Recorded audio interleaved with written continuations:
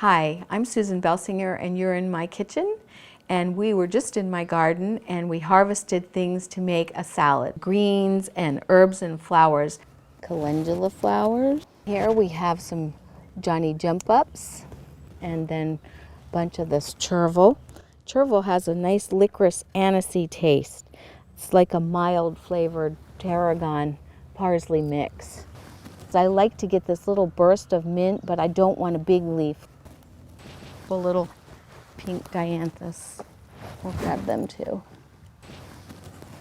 So when you bring your flowers in from the garden, I usually have a little bowl of water and I just take them and swish them because there's often little varmints or if there's any grit or anything down in there.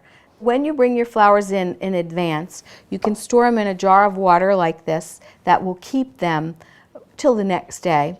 Or if you want to refrigerate them and prep them, what you want to do is you want to place your flowers with their faces down like this. And the reason for this is, if you set your flower down like this, they're going to close up. So by putting them face down, it keeps them open and it stops them from curling up. Then what I would do with this is just lay another paper towel over top or a damp tea towel and put it in the refrigerator to hold it overnight if you're, entertaining and you want to get your flowers ready in advance. As far as the roses go, we're going to swish it and then you can just pull the petals. But I like to gather it up and take my scissors and I want to do sort of a V-shaped cut, which is going to let me get all of those petals. All roses taste different, and you don't want to use any that are sprayed. On the rose petal, the little white nubby part is the part that is the most sour and bitter. This is that sage flower, so we want to shake that off a little bit.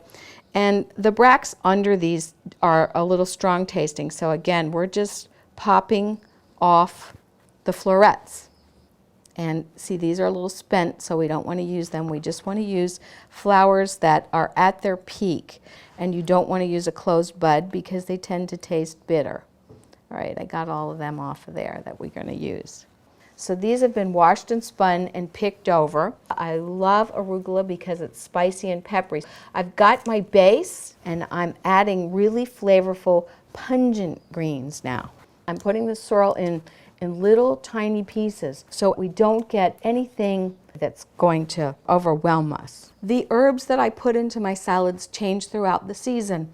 When sorrel's gone in the summertime because it's too hot here, then I'll use something else that I have. And my lettuces change too.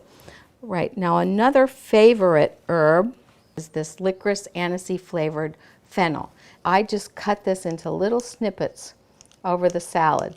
And in the summertime, when the fennel isn't as bright, then I'm going to go ahead and put dill in its place. A salad has to have a little bit of allium, whether it's garlic in your vinaigrette, a little bit of scallions, but I really love chives in my salad. Smelling pretty good. If you bring your greens in and they're not dirty, then you don't have to wash them, but if you do, be sure and wash them because there's nothing worse than having grit in your salad.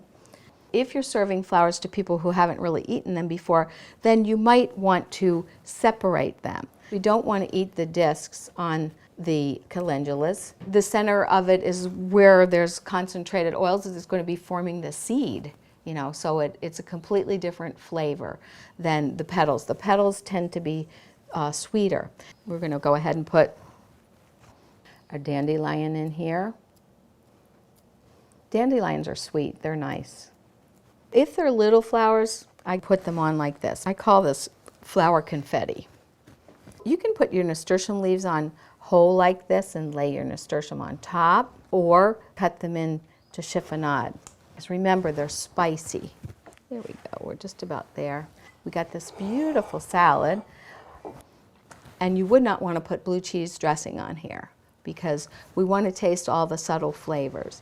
And so what I generally do is I use a good quality olive oil and a nice balsamic, or sometimes I use an herbal wine vinegar that I've already made and pass it after the salad goes around. I hope that this has inspired you to think about what's in your garden and what you can bring into the kitchen to make your food more exciting, more flavorful, and fun.